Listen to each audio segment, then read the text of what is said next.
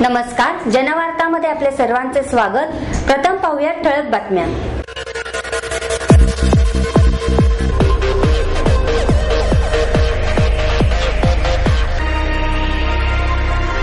पुणे महापालिकेच्या स्थायी समिती निवडणुकीतील नवीन पॅटर्नच्या पार्श्वभूमीवर शहर सुधारणा समितीची निवडणुकी होणार चुरशीची। श्रीमती काशीबाई नवले महाविद्यालयाच्या व्यवस्थापन शास्त्र विभागाच्या वतीने आयोजित नीती 2011 कार्यक्रमाचा थाटात समारोप।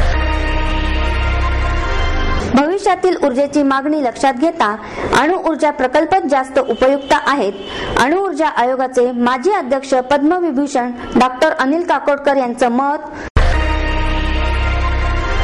Film and television institute of India या संस्थेला 50 वर्ष पूर्ण झाल्यानिमित्त आयोजित सांगता सोहळ्याचे उद्घाटन ज्येष्ठ चित्रपट निर्माते बासु चॅटर्जी यांच्या हस्ते संपन्न। येरोडा येथे घराजवळून अपहरण करून युवकाचा खून केल्याप्रकरणी गुन्हे शाखेच्या पोलिसांनी 4 केली अटक। आणि जनवाडी परिसरातील रामोशी वतनाच्या जागेचे खरेदी त्वरित रद्द करण्यात यावे, रामोशीवाडी रहिवासी संघाच्या वतीने जोरदार मागणी।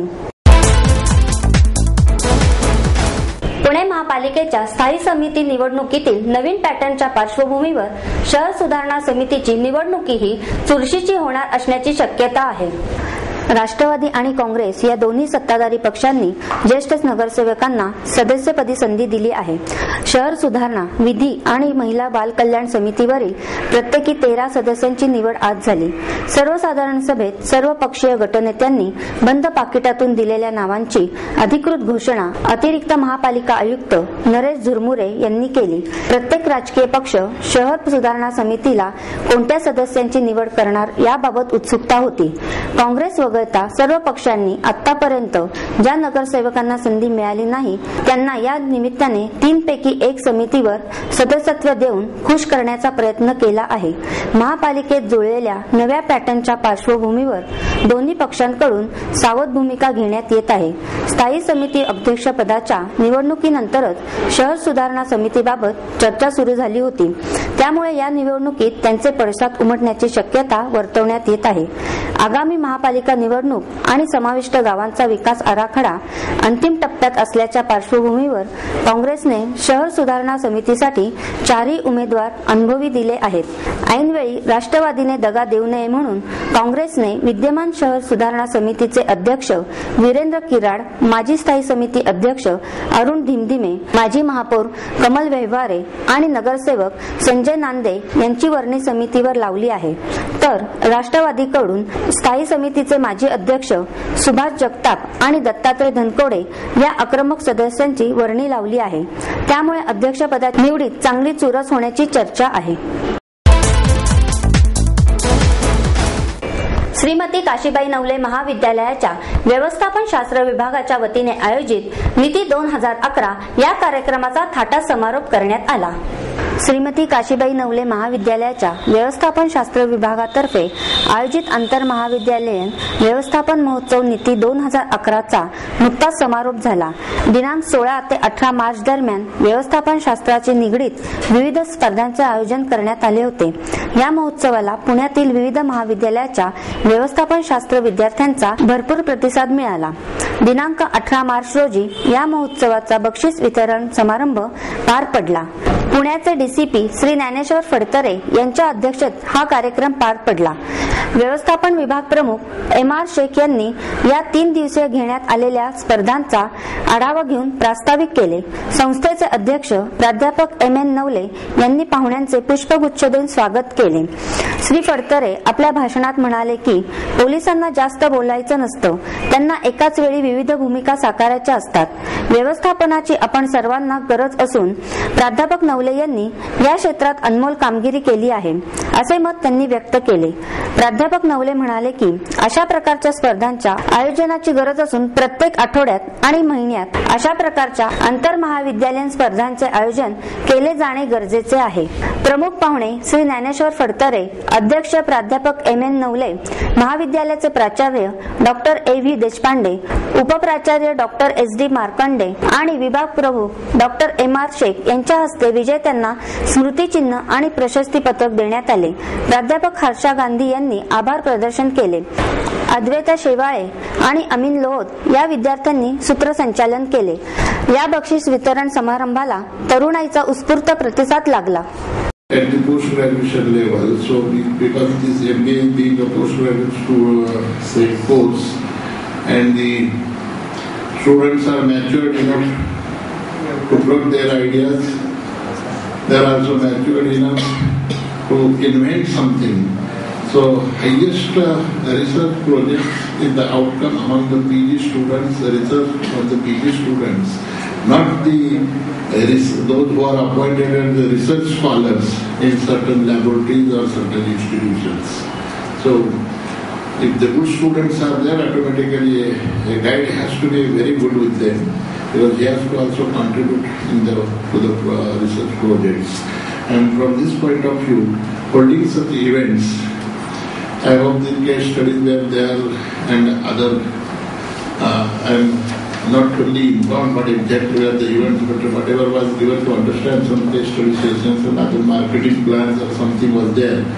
I hope that everybody must have participated in a big way, and it's a very good exercise for the participating teams. Those who have not participated, at least they must be attended it and observed it, because by observation also you learn so many things. So ultimately it becomes beneficial to everyone.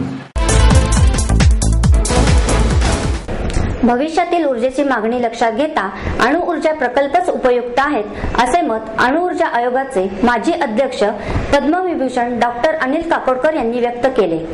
जपानमधील दुर्घटनेपासून सुरक्षिततेच्या दृष्टीने बोध घेतला जावा अशी अपेक्षाही त्यांनी व्यक्त केली. पुणे मराठी ग्रंथालयाच्या वतीने खासदार रामभाऊ म्हाळगी यांच्या स्मृती दिनानिमित्त अणु ऊर्जा भारताच्या ऊर्जा स्वातंत्र्याचा अविभाज्य घटक या विषयावर डॉक्टर काकोडकर यांचे व्याख्यान आयोजित करण्यात आले. वाचनालयाचे कार्याध्यक्ष मुकुंद अणगळ, कार्यवाह प्राध्यापक चारुदत्त निमकर, नंदकुमार खेडकर, धनंजय बर्वे व्यासपीठावर उपस्थित होते. डॉक्टर काकोडकर म्हणाले, सध्या देशात जेवढे विजेचे उत्पादन होत आहे त्यापेक्षा 10 पट अधिक विजेची आवश्यकता आहे. यासाठी पूर्ण क्षमतेने प्रयत्न केले तरी त्यासाठी 40 वर्षे लागतील. कोळसा, गॅस, तेल यापासून वीज निर्मिती करता येऊ शकते, पण ही साधने फार काळ उपलब्ध होणार नाहीत. सौर ऊर्जा, पवन ऊर्जेपासून वीज निर्मिती होऊ शकते, पण त्यालाही मर्यादा आहेत. या साधनांपासून वीज निर्मिती झाल्यास ती दीर्घकाळ टिकेल अशी परिस्थिती नसते. साठवणूक करणे अवघड असते. थोरियमद्वारे वीज निर्मिती करणे हा सध्याच्या दृष्टीने उपयुक्त पर्याय आहे. 2050 ते 55 पर्यंत विजेच्या क्षेत्रात देशात सुरक्षाच नव्हे तर स्वातंत्र्यही मिळू शकू. जपानमध्ये उद्भवलेल्या परिस्थितीनंतर अणुप्रकल्पाविषयी भीती व्यक्त करण्यात येत आहे, पण जपान आणि भारतातील परिस्थिती वेगळी आहे. भारतात सुनामी, भूकंपाची शक्यता कमी आहे. भुजमध्ये भूकंप झाला तरी गुजरातमधील अणुभट्ट्या सुरू होत्या. अणुकचऱ्याची भीती बाळगण्याचे कारण नाही. अणुकचऱ्यावर प्रक्रिया करण्याचे तंत्रज्ञान उपलब्ध आहे. जैतापूरचा प्रकल्प सुरू झाल्यानंतर 10 वर्षांनी अणुकचऱ्याचा प्रश्न निर्माण होऊ शकतो. त्यावर प्रक्रिया करण्याचे प्रकल्प उभारले जाऊ शकतात असेही डॉक्टर काकोडकर म्हणाले. मुकुंद अनगळ यांनी प्रास्ताविक केले तर धनंजय बर्वे यांनी सूत्रसंचालन केले. Film and television institute of India या संस्थेला 50 वर्षे पूर्ण झाल्यानिमित्त आयोजित सांगता सोहळ्याचे उद्घाटन ज्येष्ठ चित्रपट निर्माते बासू चटर्जी यांच्या हस्ते करण्यात आले.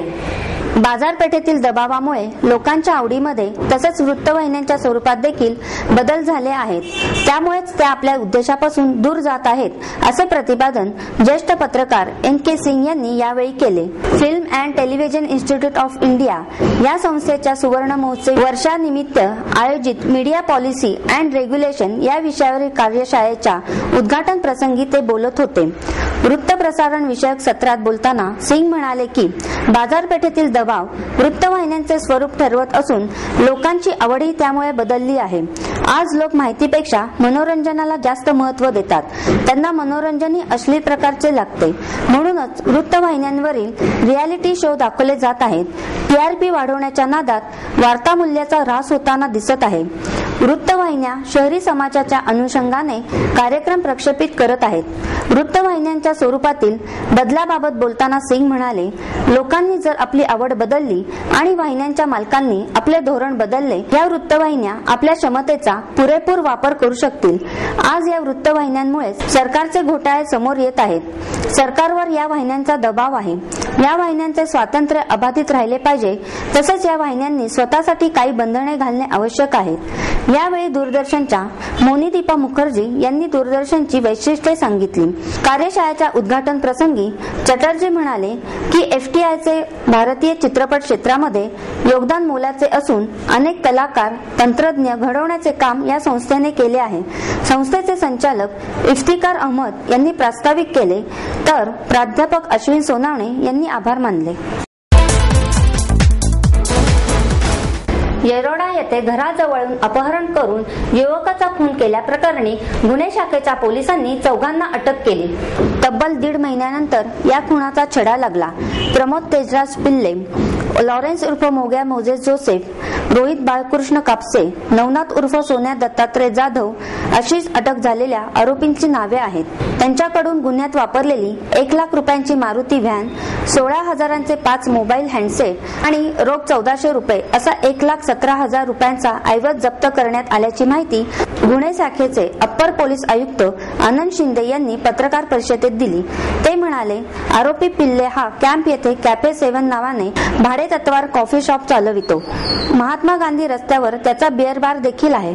खून झालेला रोहन कदम हा त्याच्या मित्रांसह कॉफी शॉप आणि बिअर बार मध्ये जाऊन त्रास देत होता. बिलाचे पैसे मागितल्यावर कर्मचाऱ्यांना दमदाटी करीत होता. प्रमोद पिल्ले याच्याकडे त्याने 2 लाख रुपयांची खंडणी मागितली होती. त्याच्या त्रासाला कंटाळून पिल्लेने रोहनचा काटा काढण्याचा कट रचला. त्यानुसार 5 फेब्रुवारी रोजी रात्री 9 वाजता रोहन कदमला दूरध्वनीवरून कॉल करून घराबाहेर बोलवण्यात आले. त्यानंतर मारुती ओमिनी व्हॅन मधून आंबेडकर हाऊसिंग सोसायटीतील त्याच्या घरासमोरून त्याचे अपहरण करण्यात आले. आरोपींनी डेक्कन कॉलेज चौक तेच नवीन संगमवाडी मार्गावर वाकडेवाडी शॉपर स्टॉप जवळ व्हॅनमध्ये रोहन कदमचा नायलॉनच्या दोरीने गळा आवळून खून केला. त्याचा मृतदेह औंध रस्त्यावर स्पायसर महाविद्यालयासमोर माळी प्रशिक्षण केंद्राजवळील फुटपाथवर फेकून दिला होता. दुसऱ्या दिवशी खुनाचा हा प्रकार उघडकीस आला. पोलीस उपायुक्त अनंत रोकडे, सहाय्यक आयुक्त प्रभाकर पाटील यांच्या मार्गदर्शनाखाली निरीक्षक सुनील पवार, सुनील भोसले, सहाय्यक पोलीस निरीक्षक शौकत अली सय्यद, हवालदार सुनील कदम बांडे यांनी ही कामगिरी बजावली. आता 4 आरोपी अटक आहेत.